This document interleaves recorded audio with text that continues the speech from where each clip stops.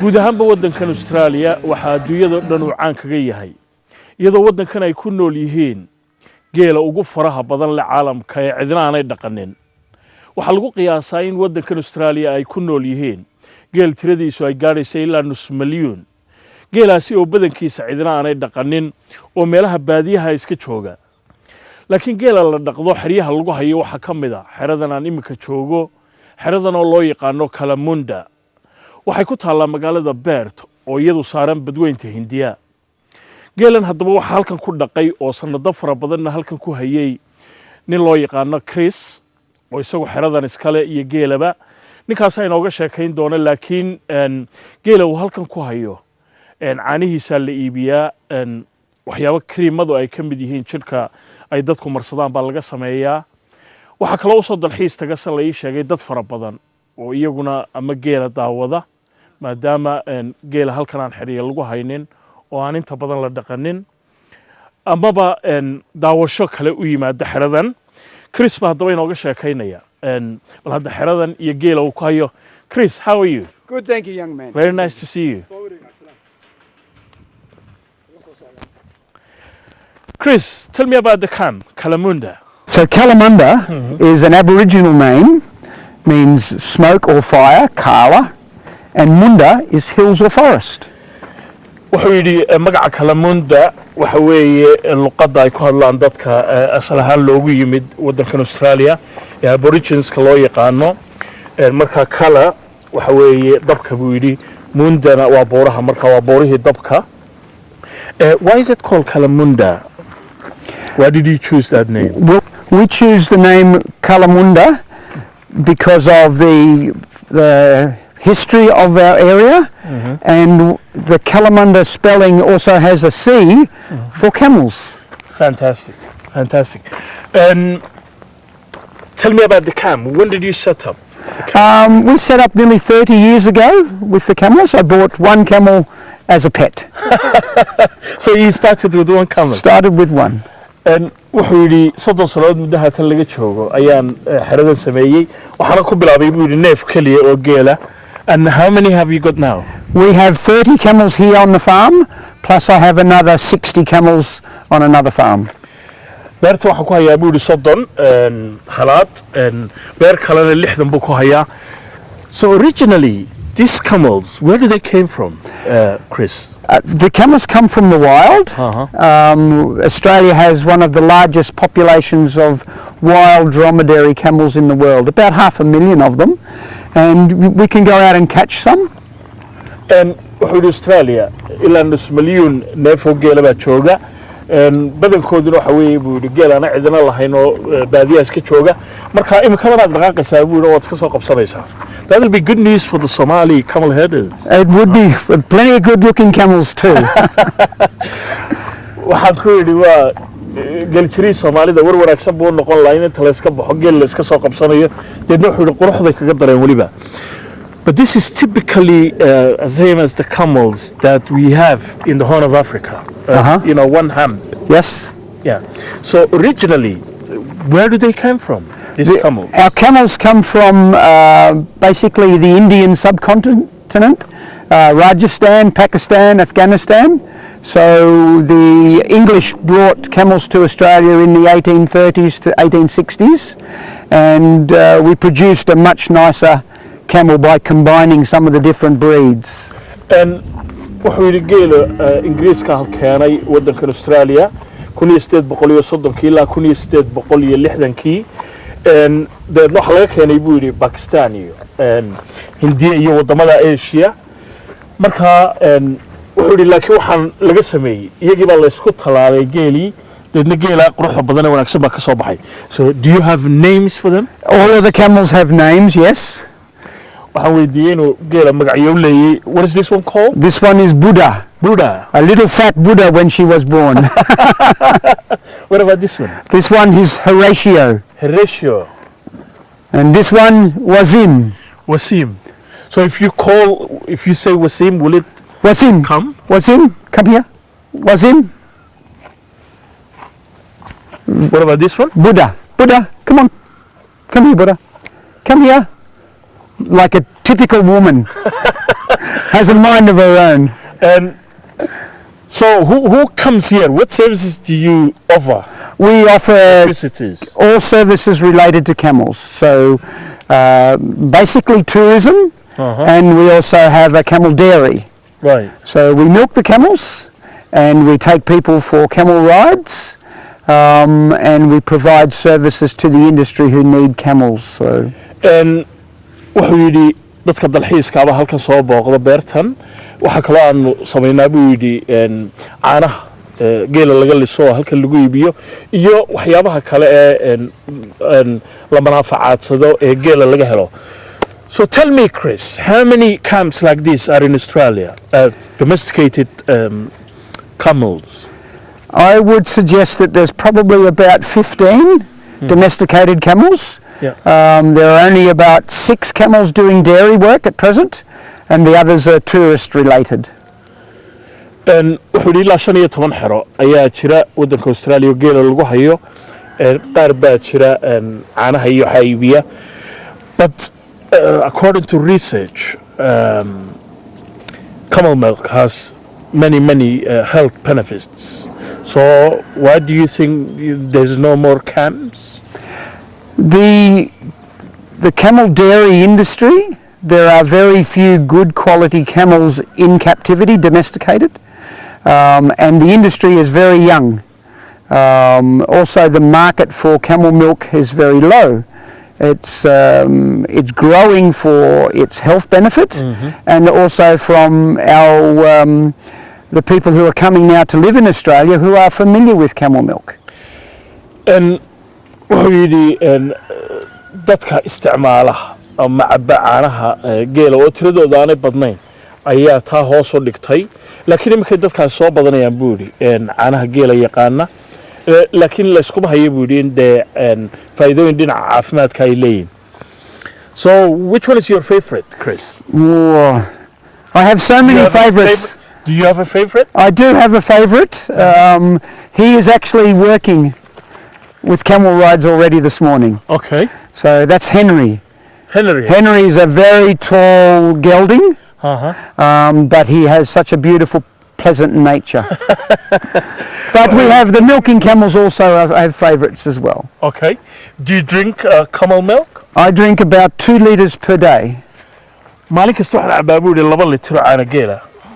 What is this one called? This one is Buddha. Oh, Buddha again. Buddha again, she likes the, I think she likes me. Likes you. Yes. You're Hello, handsome. Buddha. What about this one? This is Zara, Sarah. I think. Let me have a check of her name. A girl. This is my camel. Okay. And Wazim again, of course. That looks nice. Wasim looks very friendly. He is a very friendly, but very, very intelligent. Okay. Their intelligence level is different? With the camels, yes. Some more intelligent than others. And wuxuu yidhi Wasim oo kale waa geela ugu caqliga badan buu yidhi. Deedna waxaan weydiiyey miyay kala fahmo badan yihiin. Deedna wuxuu yidhi ha way kala fahmo badan yihiin. Wasim oo kale ugu khatarsan buu yidhi fahmada markay timaado. So how many liters of milk? Different camels give different litres. The best camel that I had, she gave 14 litres. 14 liters in one day. One day. She did 7.5 in the morning and 6.5 in the afternoon. wuxuu yidhi hasha ugu caanaha badan le 14 litir baa maalin kaliya laga maalay 7 litir iyo badh subaxdiya iyo 7 litir iyo badh maghribkiya. So where do you market the milk? We market the milk to the health industry, and we sell it all across Australia. Okay. We can have the milk on the plane and in your city overnight.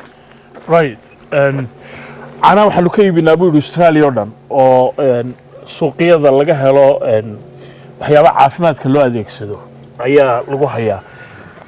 How much do you sell it for, Chris? We sell A it litre. $25 a litre. $25 baa litirkii la siiyaa caana geela Australia. Marka dollarka Mareykanka marka loo eego ilaa $20 bay noqonaysaa. Waxaan xusuustaa Hargeysa litirka waxa la naga siin jiray $3. Dee dabcan waa laba adduunyo kala duwan oo la isma barbar dhigi karo, laakiin 3 litir baa la naga siin jiray. What about this one? These are our milking camels. We're going to milk those this morning. Waliba kala geeli baa la maalayaa waxaynu eegaynaa farsamadii geela aynu maali jirnay iyo bal hadda halkan sida loo maalo iyadoo waliba nala sugayay intaanu xerada ka imanayno in geela la maalo. These camels last year were in the desert. Wild camels. waxa sanadkii hore ay joogeen buu yidhi dhulka baadiyaha ee saxaraha ee waddanka Australia. So they were caught only last year. Caught last year in November. Marka waxaa la soo qabtay bishii November ee sanadkii hore. So how long does it take to make them domestic animals? With good training, a couple of months. What do you mean with good training? Well, sometimes bad trainers get bad results. Good trainers get good results. Skillful trainers. Waxaan weydiiyey intee qaadataa in geela markaa saxaraha laga soo qabtay aan cidina lahayn laga dhigo geel dhaqasho ah. Deedna wuxuu yidhi tababarka la siiyey ku xidhantay haddii tababar wanaagsan la siiyo natiijo wanaagsan baa laga helayaa. So with We are going to milk them. we are going to milk them, but when you're talking about training, if they don't trust you Yeah. when it comes to milking, no milk. So how do you milk them? Well, we start with by hand, and then when they trust us to allow us to get the milk out of them, then we'll put the machines on. geela aniga kulleyba waa mid igu cusub iyadoo mashiin uu maalayo laakiin imikaynu eegaynaa wuxuu yidhi marka hore waxaa lagu godlinayaa gacanta marka gacanta lagu godliyo ee deedna mashiinka loo wareejinaya. So you can see the size. Chris baa waxaan weydiistay maadaama aan maali jiray markaan yaraa bal haddayna maantana isku dayo marka la maalayo laba nin unbaa hareeraha ka geli jira oo maali jiray laakiin bal hadda geeliyo mashiinada arkaysaa loo isticmaalayo. Hawshaan animka samaynayaa buu yidhi waa ta ay nooga baahan yihiin waaxda caafimaadka dadweynuhu. So because we milk a raw product and we don't pasteurize our product, it's important that the health department who regulate our industry are confident that we have proper health safety in place for the public.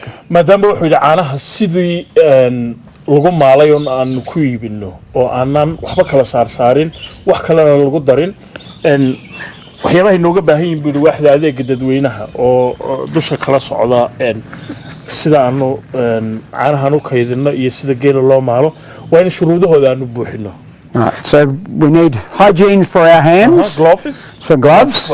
We also have some warm water, warm soapy water, oo saabuunna leh to wash all the dirt off the udder. marka candhada geela ayaa wuxuu yidhi biyaha diiran ee saabuunta le marka hore lagu maydhaya. Right, so we wash that off. And We then don't do that in the Horn of Africa. We just go and milk them. absolutely. And what we find with cleanliness, it keeps the bacteria out of the milk. Waxaan weydiiyey Chris in dhulka geeska Afrika xoolaha lagu dhaqdo dee marka la soo xareeyo in la iska maalo deedna wuxuu yidhi marka sidoo kale loo maydho candhada waxay ka yaraynaysaa bakteeriyadii caanaha soo raaci lahayd. So we also use, before we put the cups on, we also use an antibacterial wipe to make sure this Antibacterial wipe This one here? tishuyadaas oo antibacteriyada yes. bakteeriyada lagula dagaalamo. So you would wipe first, and we put our gloves on, and then we would. So, maadaama aan dee geela wax ka maalayo maanta. okay. So having done that, we will now bring the camels in. I will give you. Wuxuu sheegay geela in halkan lasoo tubayo 4 halaad ayuu soo gelinayaa hasha ugu horeysa halkan la keenayaa deedna 3 halaad ee kalena halkan ay buuxinayaan bal hadda wuxuu sameeyay eegina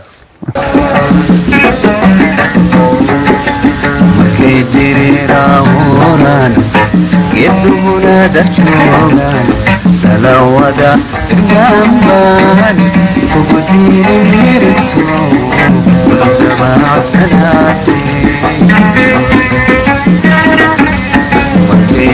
كيديريراهونان يدهونا دجوغان دلودا الجنبان فقدين يرتو Chris, what we do, This one? yes. This identifies the camel, and when we milk our camels, we record the day the camel was milked, which camel, how much milk it gave. So we keep a record. We test the milk. We know how much it got to eat. We know how much milk it gave. And Chris wuxuu yidhi calaamadda halkan surani waxaa lagu garanayaa goortii geela la maalay intii caanayaal laga maalay geela cuntadii la siiyey caanaha xitaa laga maalay sida ay yihiin taya ahaan Okay, so now we'll go around this way because you're much skinnier than me. Okay. Right. maadaama geelan dawaanu laga soo qabtay dhulka saxaraha deedna Chris wuxuu ii sheegay in mararka qaarkood ay ku haraatiyayaan oo weli aanay la qabsan in la maalo deedna waa kaa xadhigga ku xidhaya to milk, whereas the more domestic camels, they get used to it. they get used to it. So just for safety, we will make sure her leg doesn't move around too much. The camels that I've had for 10 to 15, 20 years, they will just stand like the Somali camels. wuxuu yidhi geelaan 10 sannadood iyo 20 sannadood iyo halkan ku hayay iyagu caadi ula qabsadeen buu yidhi si caadiya loo maalaa Okay? Depending on where your vision is. Yeah. So this, marka hore waa la maydhaya candhada la maydhaya sida arkaysaan hashiina weli ma xasilin candhadii baa la maydhay biyo diirsanoo saabuunna leh deedna sidii Chris uu inoo sheegay waxay taasi joojinaysaa in bakteeriyadu caanaha ay soo raacaan maadaama geelu xerada meelo fara badan uu ka fadhiisanayo waxyaabo kale laga yaabo inay taataabtaan markii uu maydhay imikana waa kaa Chris tissuegii ama warqadii yarayd ee antibacterial ahayd ee bakteeriyada lagula dagaalamayay ayuu deedna u raaciyey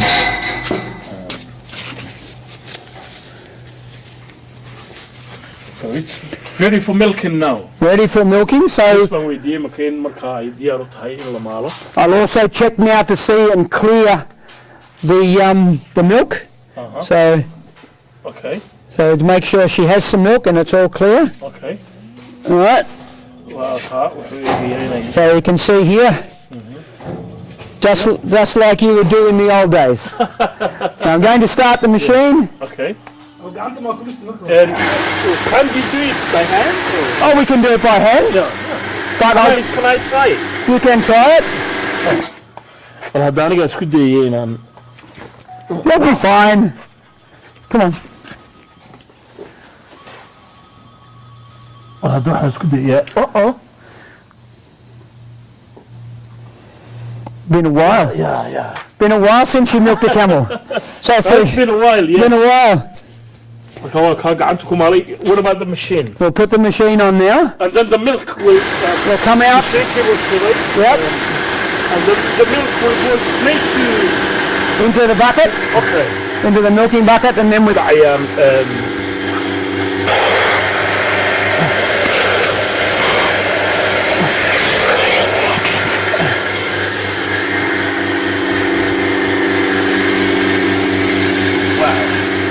Here she goes. waxaa Chris isweydiiyey geela uu leeyahay heesa loo qaado tusaalahaan marka la maalayo oo kale sida geyiga soomaalida ka dhacda dadna wuxuu video baan u shidaa videoga ka hor qaada hada qiyaas marka marka dambe hadday hees kugu adkaato radio kuu dhow ma tiisanaysa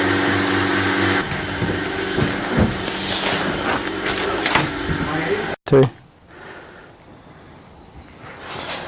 What? Hang on. yaa joogto The best part.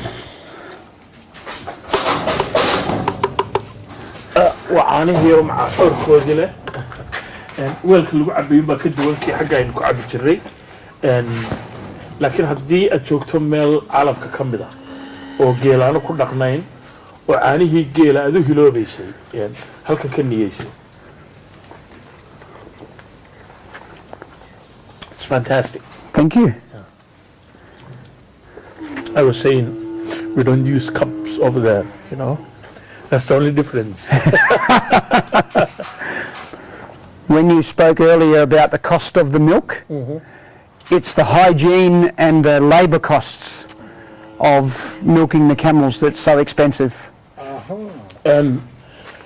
wuxuu sheegay in marka qiimaha laga hadlayo maadaama litarkii uu yahay $25 oo lacagta Australia oo u dhiganta $20 oo lacagta Mareykanka wuxuu sheegay in hawsha maalitaanka xoolaha iyo hayntooda kharash badan uu ku baxo oo saadaradeed caanuhu ay qaali u yihiin so if more and more people in Australia drink camel milk, do you think the price will go down? Oh, definitely. Absolutely.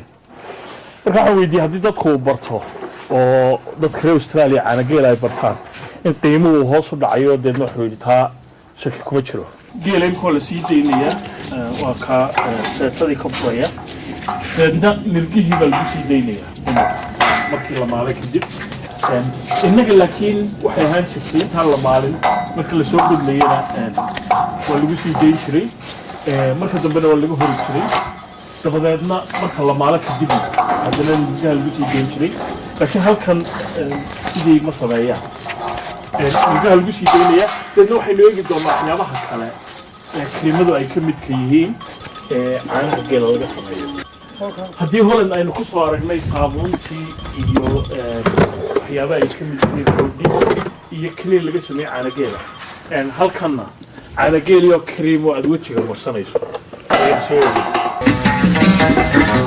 قبل كوما دريشو مرتي كوما ديقدو دويلغا مبوشي إلا مركو دراري خلابني دوتاي لغمر دوتاي لغمر دوتاي halkana waxaa lagu hayaa kariimada laga sameeyo caanaha geela ajkii hore waddanka Holland ka soo sameeyey xerada geela waxaynu soo aragnay caanihii oo laga sameeyey kaniin iyo caanihii oo laga sameeyey saabuun tajirka iyo roodhi xitaa malaha shaygii ka maqnaa Australia noogu nimi sidaa arkaysa waxa weeye cream laga sameeyey caanihii geela oo inkastoo sidii caanihii geela aan u ureynin haddana markaad marsato إلا مركو دراري خلابني دوتاي لغمر دوتاي لغمر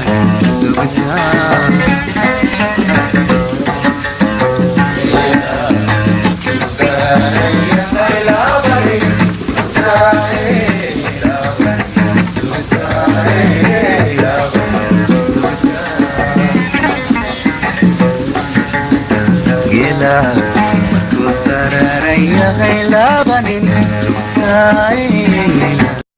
Chris waxaan weydiiyey inuu wax sheekooyin haba yaraatee ka maqlay geela lagu haysto geyiga Soomaalida dadna wuxuu sheegay inaanu wax badan ka maqlin laakiin waxa kaliya uu ka maqlay ay tahay geelaas oo abuur geela aad u dheereeya iyo caano fara badan oo si dhaqso looga liso.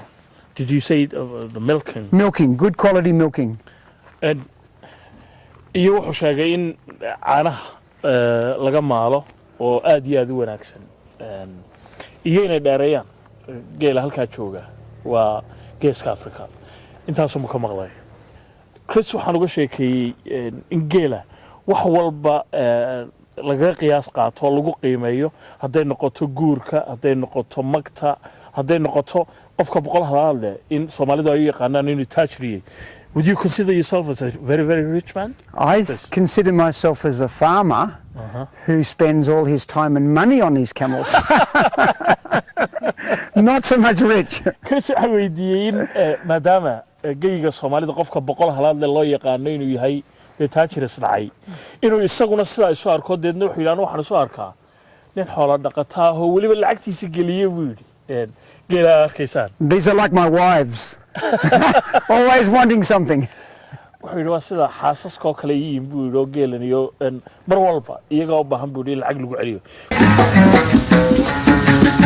Nido ajilan markay dameero ilmaho dadkiidan isaga waxda qaba nolol dambe nido ajilan markay dameero ilmaho dadkiidan isaga waxda qaba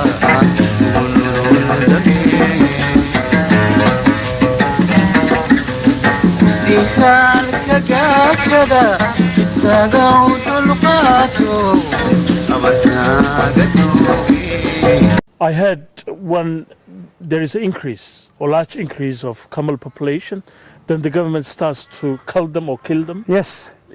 Tell me about it. We found that... Oh, sorry. waxaan Chris weydiiyey in geela waddankan Australia waxyaabaha ka maqlay oo ay ka mid tahay in marka tiradiisu ay aad u badato in dawladduba qandaraas ay ku bixiso si loo laayo ama marka magaalooyinka ku soo dhawaado looga boqdo inuu dadka wax yeelo. We found that some of the stations that have cattle on their properties were having trouble with camels. The camels were multiplying too quickly and they saw them as a pest. They asked the government to fix the problem. So instead of seeing the camel as a resource for meat or for export or for dairy, they decided it would be cheaper just to shoot them. wuxuu sheegay Chris marka degmooyinka ay aad ugu soo dhawaadaan sidii aan sheegayay in dadku marka ay u arkaan geel inuu dhibaato ku noqonayo oo waxyeello u geysan karo deedna dawladda ay ka codsadaan in tallaabo ay ka qaado dawladduna marka halkii ama laga iibgeyn lahaa buu yidhi dibadda looga dhoofin lahaa ama hilibkiisa iyo caanihiisa la manaafacaadsan lahaa in marka geela la laayo. So in terms of numbers, how many camels are killed every year? Any idea? They had 5 years culling, and on those 5 years maybe 150,000 camels were shot to waste. war maxaa meesha geel ku dayacmay tan sidaan idinku sheegi lahaa baaba yara adagba wuxuu yidhi 5 sannadood muddo ah 150,000 oo halaad oo geela ayaa wuxuu yidhi la laayay markii sidaas oo kale ay loo arkay inay dadka halis ku yihiin 150,000. That will make lots of Somalis rich. Absolutely, and well, that to no benefit. waxaan Chris ku yidhi rag fara badan oo Soomaaliya ayaa geela la laayay oo ka dhigi lahaa tijaar deedna wuxuu yidhi si aan faa'iido lahayn ayaa geela loo laayay. And here we, these ones from the wild, lucky ones. like the lucky ones. Very much so. kuwan oo kuwii nasiibka lahaa buu yidhi laga soo qabtay baadiya. Gela markuu dararayahay laabanin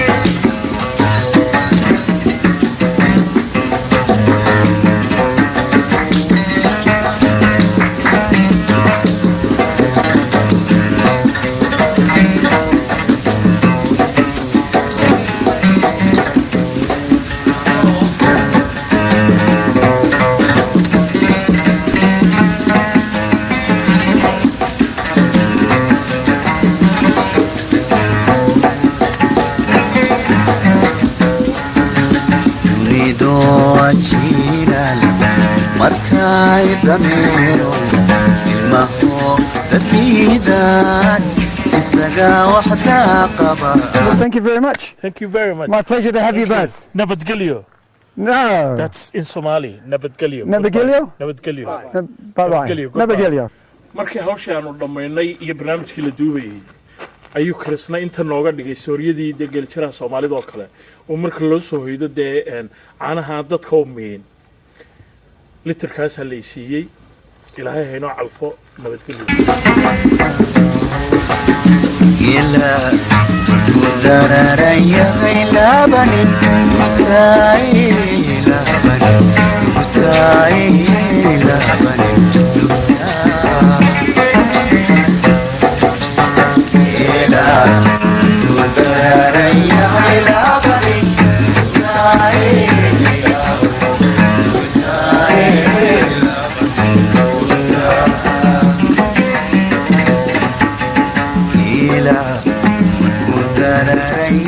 labanin Hey,